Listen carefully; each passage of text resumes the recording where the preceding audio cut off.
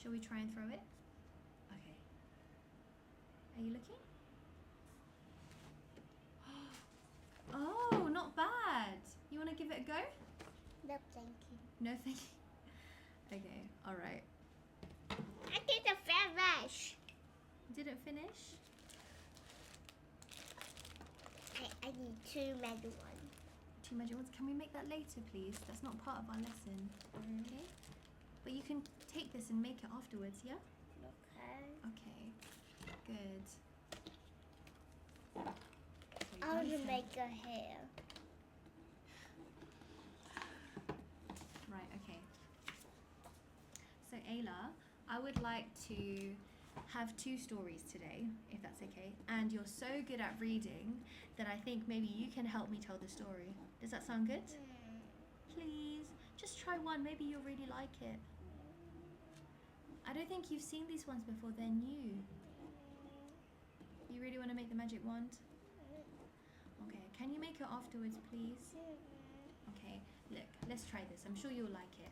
It's really, really nice. So the first story is called, what's it called?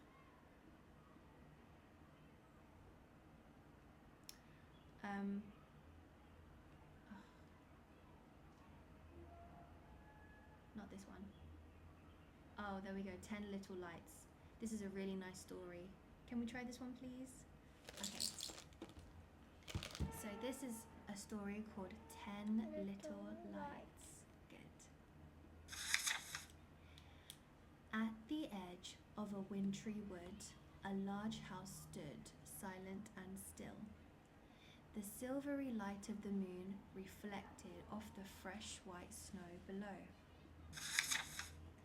A warm golden glow attracted a rat, who was scurrying in the frozen leaves. One little light was shining out in the night, and a rat was dreaming of a warm, cozy fire. The glow became brighter and attracted a hare, who was snuffling in some crunchy twigs. 2 little lights were shining out in the night, and a rat and a hare were dreaming of a warm, cozy fire. The glow became brighter and attracted a fox, who was prowling in the powdery snow. 3 little lights were shining out in the night, and a rat, a hare, and a fox were dreaming of a warm, cozy fire. The glow became brighter and attracted an owl, who was gliding between the glistening trees. 4 little lights were shining out in the night, and a rat, a hare, a fox, and an owl were dreaming of a warm, cozy fire. The glow became brighter and attracted a mole, who was digging in the icy soil. 5 little lights were shining out in the night, and a rat, a hare, a fox, an owl, and a mole were dreaming of a warm, cozy fire. Yes, that's right. 6.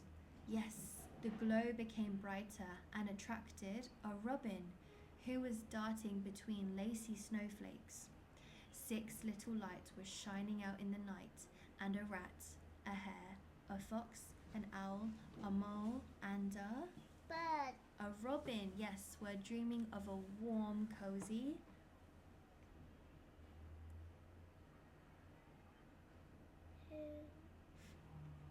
5. Fire. Good, well done. Oh, look, there's 6 now. Oh, hello, who's this? 7. The glow became brighter and attracted a deer, who was sheltering under the bare branches of an old oak tree. 7 little lights were shining out in the night, and a rat, a hare, a fox, and an owl, a mole, a robin, and a deer were dreaming of a warm, cozy fire. The glow became brighter and attracted a badger, who was foraging in the frosty bushes. 8 little lights were shining in the night, and a rat, a hare, a fox, an owl, a mole, a robin, a deer, and a badger were dreaming of a warm, cozy fire. How many more do we have? 2 more. 2 more. The glow became brighter and attracted a stoat, who was scampering through a hollow log. Hollow means empty. So 9 little lights were shining out in the night, and a rat, a hare, a fox, an owl, a mole, a robin, a deer, a badger, and a stoat were dreaming of a warm, cozy fire. The glow became brighter and attracted a cat, who was returning to its toasty bed across the thick blanket of snow.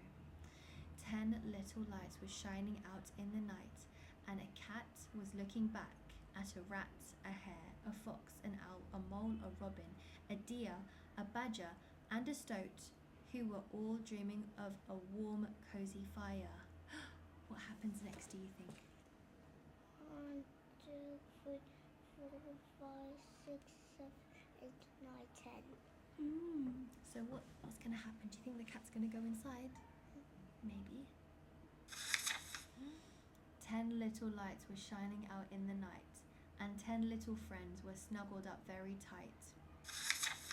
And that's the end of the story. That was sweet. Look at them, they're so cute.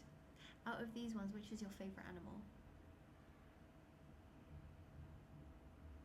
Meow. You like the cat? I think the cat lives here with its mum and its dad. That's why it let all the other animals inside. That was a really nice story. Okay, this is another one. This is called This Is a Home. Shall we do this one? This is really, really a nice one. I think you'll really like it.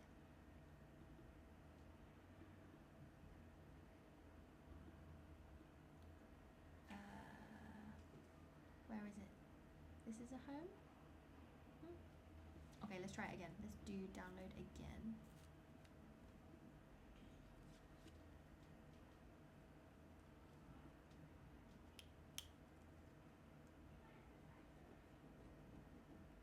Oh no, I've already got it.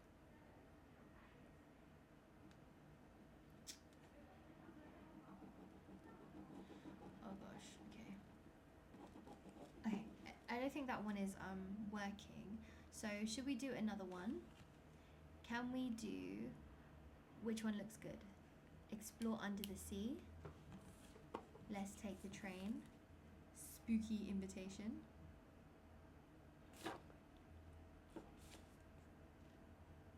A bug's, oh, every bee's birthday. This one looks funny. Shall we do that one? Okay. Every bee's birthday. Let's see. Let me see. Does this one work? Oh no, that one doesn't work. Okay, this is fine. That's fine. This is going to take 2 minutes max. Yeah, so it's just here.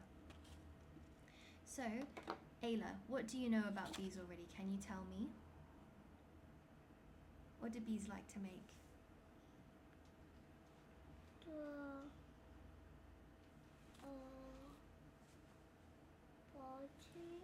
Party? They do. They also like to make something very sweet. Honey. Honey, that's right. Okay, so you know bees, they always live together. You won't find one bee by itself. When you have bees, it's called a colony, and they always have a big bee called the queen. Okay, so the queen bee is the one that makes all the other bees, so they all love her, they all protect her. So here we go, every bee's birthday.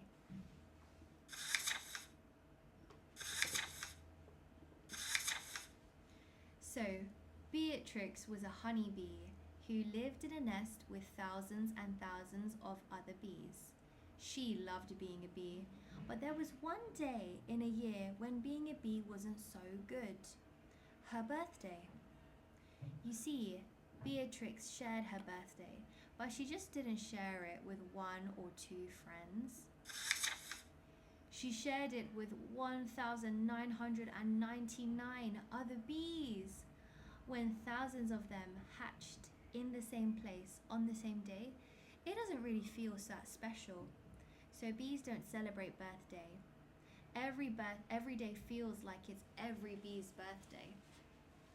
One day, one birthday, when Beatrix was out looking for nectar, she notices a mouse called Mallow who was having a birthday party. His birthday is the same day as mine, Beatrix thought. Beatrix hid and watched as Mallow and his friends had the most amazing birthday party. If they could celebrate, why couldn't the bees? On her next birthday, Beatrix woke up determined to enjoy the day. "It's my birthday," she said, jumping up with excitement. "And ours," said Abby and Bina as they cleaned their antennae. "And mine," said Ruby. "It's pretty much every bee's birthday." "Have a great birthday, Debbie," said Beatrix as they ate breakfast. "Oh, I'd forgotten about that," Debbie replied. "You shouldn't forget about your special day," said Beatrix. "It's not really that special," said Debbie. "It's no different from any other day."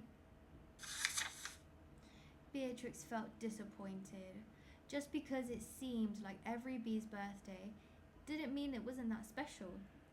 She headed off to collect some nectar from the flowers near the hedgerow, hoping that Mallow the mouse would be having another birthday party this year. She hid behind a leaf so that she couldn't be seen and watched the mice hanging. Watched the mice hanging bunting and banners from the flowers. "Happy birthday, Mallow!" "Surprise!" they shouted as Mallow arrived. Then they all sang, "Happy birthday to you." So just as the first party game started, a caterpillar crawled over and blocked Beatrix's view. She didn't want to miss anything, so she used her wings to hover and peer over the tops of the leaves.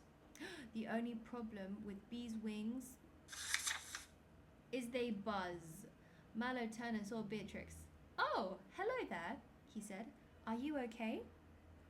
"I'm sorry," said Beatrix shyly. "I didn't mean to spy. I just love watching your birthday parties. It's my birthday as well." "Oh, happy birthday!" cried Mallow. "Why don't you join us?" "Oh, but I haven't been invited," said Beatrix. "Don't be silly," he said. "The more, the merrier."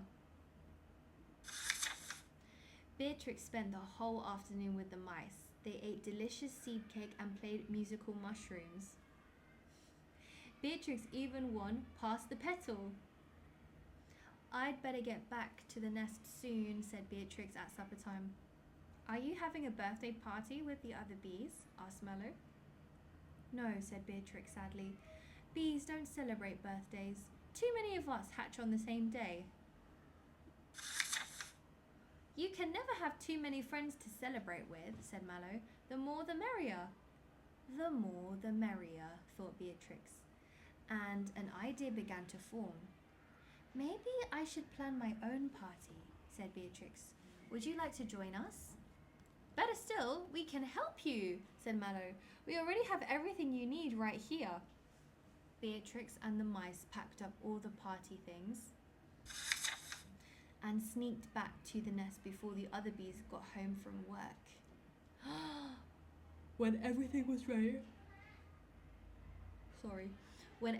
ready, Beatrix waited near the nest. "Surprise!" she shouted as all the bees buzzed past her, but there was so much buzzing around that no one would hear. "Surprise!" she tried again, but it was no use.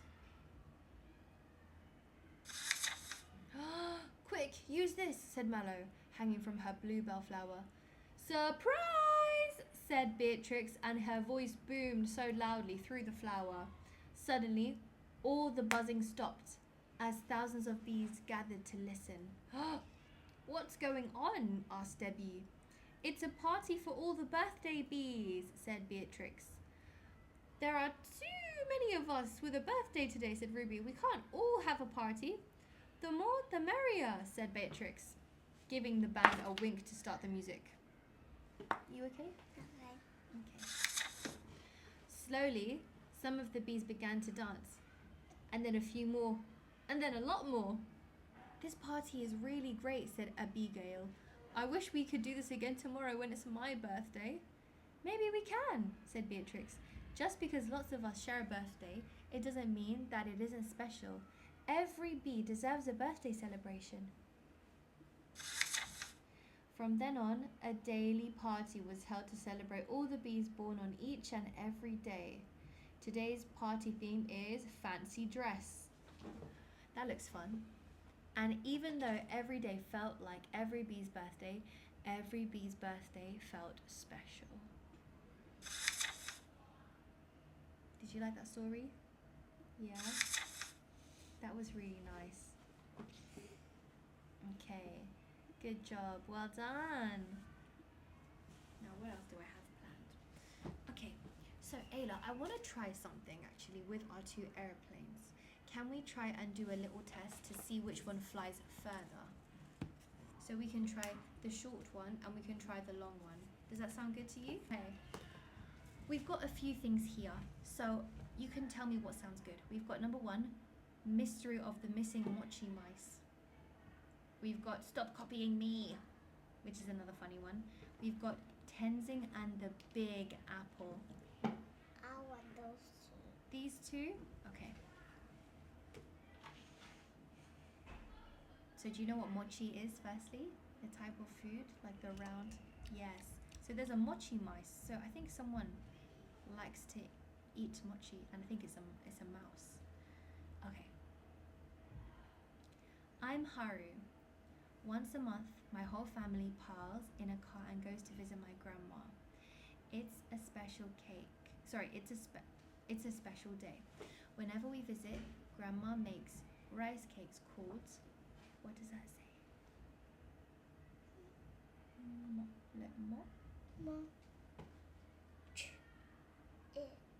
Mochi. Mochi, good. Mochi for dessert. Mochi are filled with sweet red bean paste called anko. It's so tasty. But that's not even the best part. The best part is that Grandma makes me special mochi, decorated to look like mice. She calls them Mochi mice. mochi mice. Very good. Oh, look at that, so cute. During our most recent visit, Grandma set down a fresh plate of mochi mice in front of me. But I had to make a tough decision. Would I read while I ate the tasty treats? What would I read whilst I ate the tasty treats? Sherwood Jones, Private Eye. That looks like a mystery book.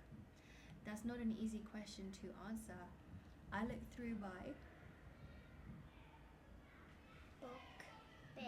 book bag. Good. Sometimes bags that you carry books, they'll call it a book bag. To select the very finest reading material, I found the latest issue of my favorite. You got this, it's called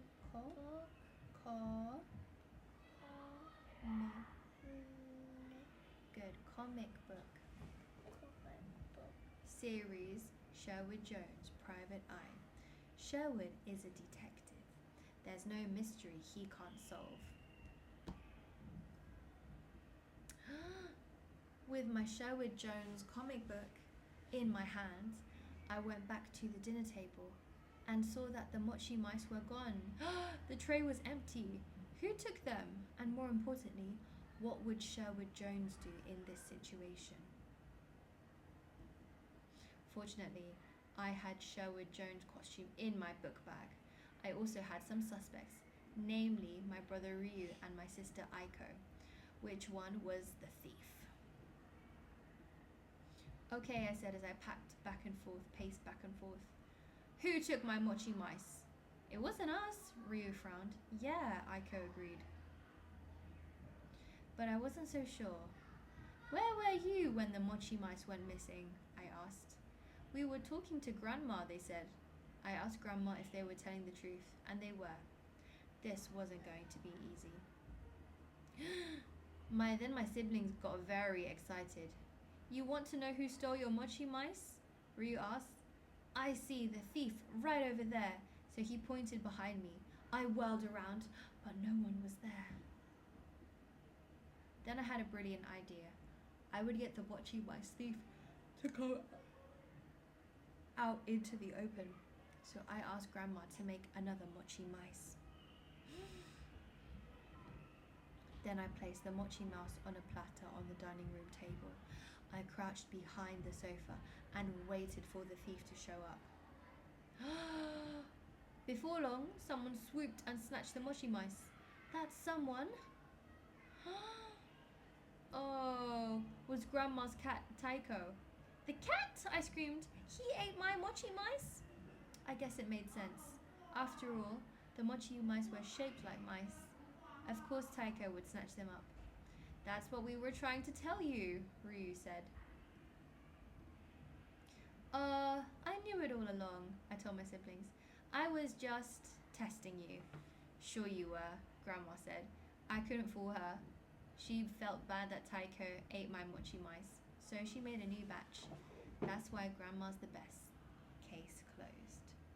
Isn't that so nice? Another one. Another one? Okay. We've got one more. We've got time for one more. So I think it was... Where is it?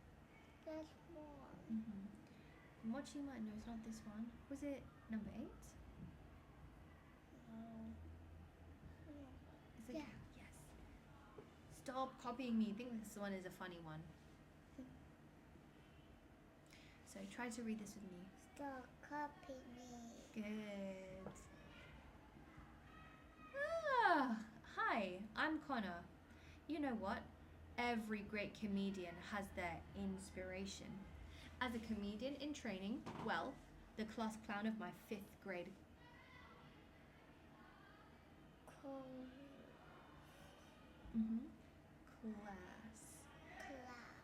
Yes, like this is class. As a comedian in training, well, class clown of my 5th grade class, my inspiration is Zach Thompson. Zach keeps saying, stop copying me, but doing impressions of his comedy is gold.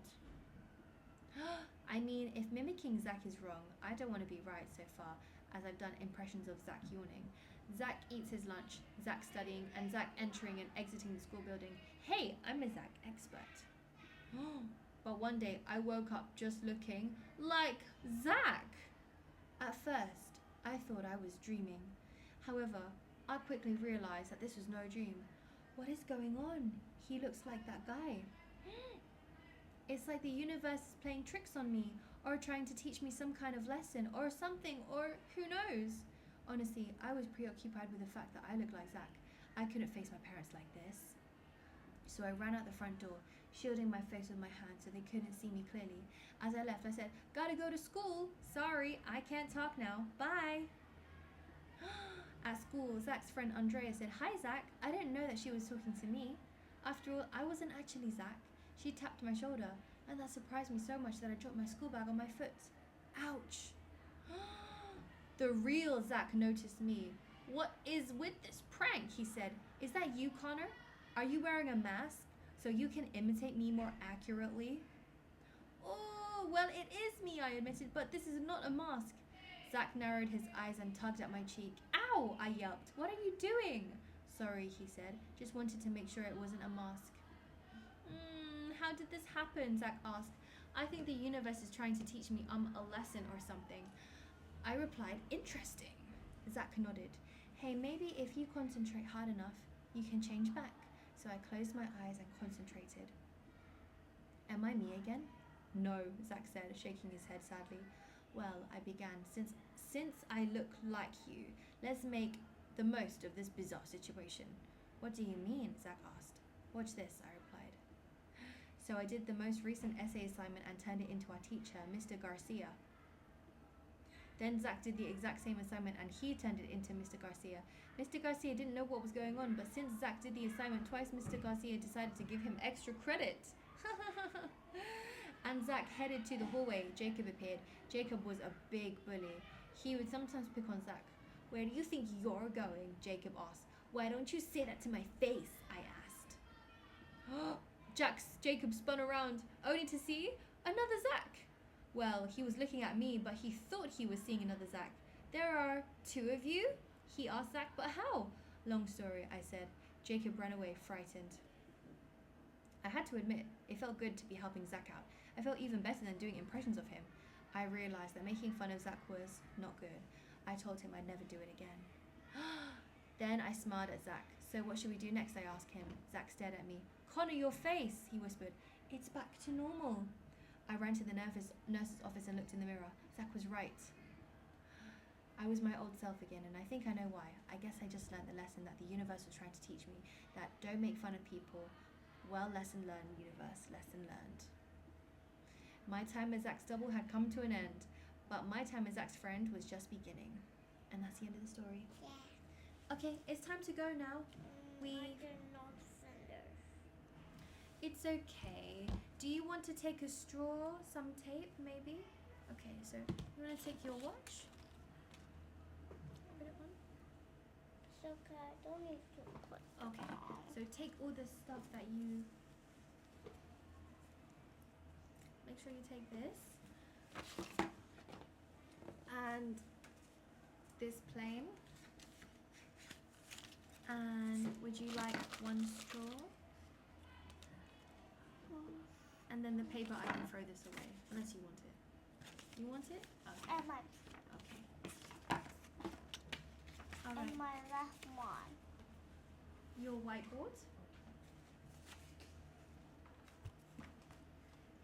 Oh, I don't have hands. I'll help you, don't worry. I tell you what, if you just put all of the things on top. Oh, no.